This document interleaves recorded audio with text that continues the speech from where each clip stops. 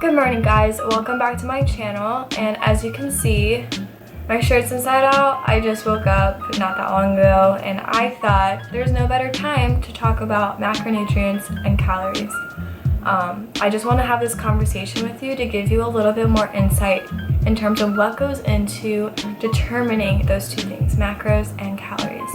So to start off with the obvious, our macronutrients give us calories and energy. We need energy for all of our bodily functions to be alive. Without energy, we are nothing, right? We have our carbs, our proteins, fats, and alcohol also gives us energy if that plays a role in your lifestyle. There's something that you guys need to know. There's the AMDR, the acceptable macronutrient distribution range. This breaks everything down into percentages for each macro. So for carbohydrates, it's 45 to 65% of your total calories should come from carbs. Fat is 20 to 35% of your total calories, and protein is 10 to 35% of your total calories. Protein has the largest range and it also has the lowest range, which I think is kind of interesting. So those are just guidelines, and if you aren't quite sure what the numbers I just spit out at you, if I were eating a 2,000 calorie diet, I could eat upwards of 325 grams of carbs, or I could eat up to 78 grams of fat, or I could do 175 grams of protein.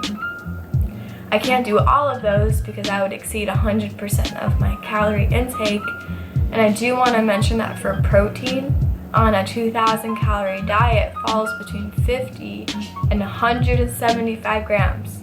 That is a huge range, and it's really easy to fall within that range. It just depends on your goals.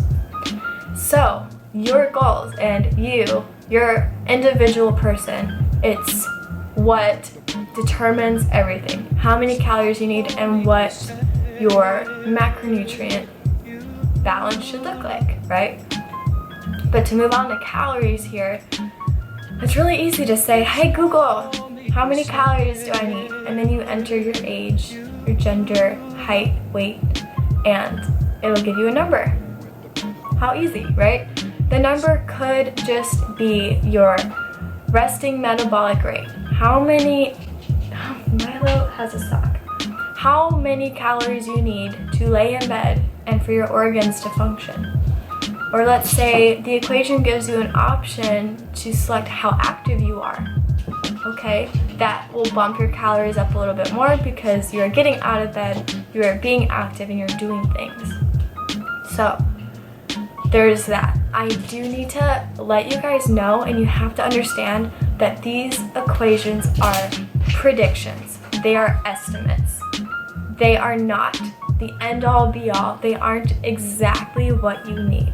They give us a good grasp and a good ballpark, but they don't take everything into consideration in terms of who you are and what's going on with you. So when I look at somebody, I could know their age, weight, height, gender, and I could be like, oh, this is generally what they would need.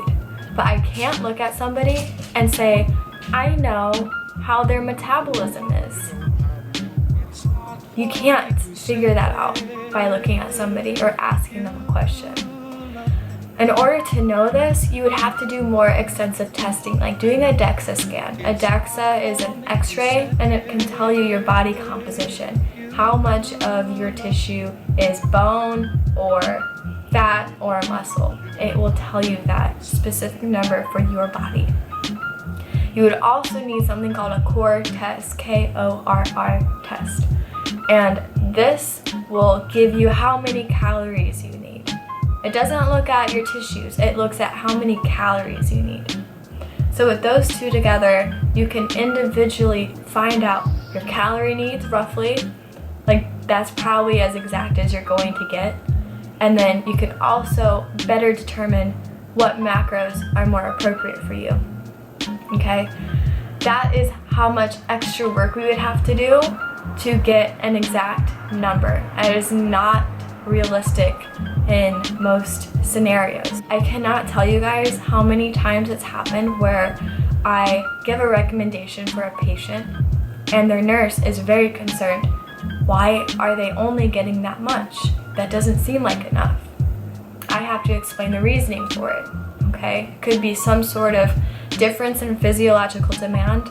They could be on vent support, so they need help breathing. Just completely depends. Or I've had nurses being concerned of, they're getting so much. Why are they getting so much?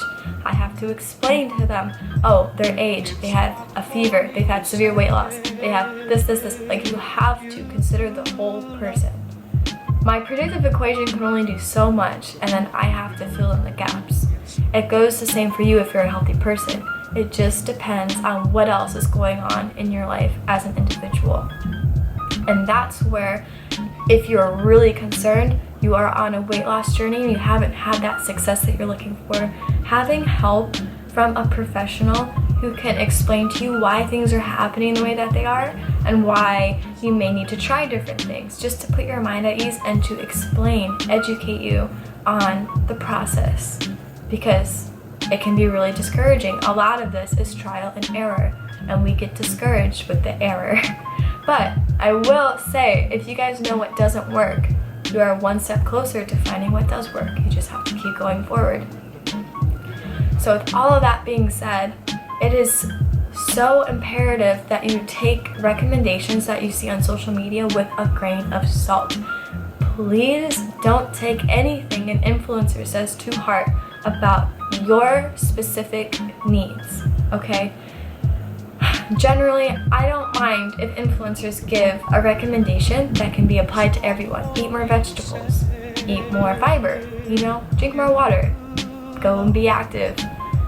Those things are applied to everyone. But when they start coming out with a guide that says, this is how you're going to calculate your macros, this is how you're going to calculate your calories, that's where I get a little nervous if they aren't a professional, if they aren't a dietitian, okay?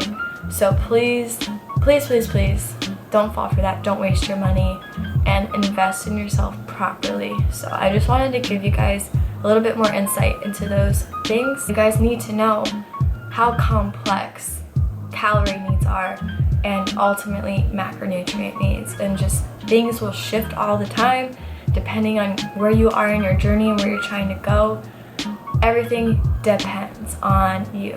So just want to put that out there and encourage you guys. If you're feeling low, if you're just feeling confused, it's okay, it's confusing, but don't let it hold you back from making healthy changes and doing that good work on yourself that you've been doing. So there's a lot more I could talk about with macros and calories, but for now I just wanted to put that out there, and I hope you enjoyed it. If you have any questions, if you like this sit down content, please let me know with a comment or a like or a subscribe. Lets me know what content to make for you.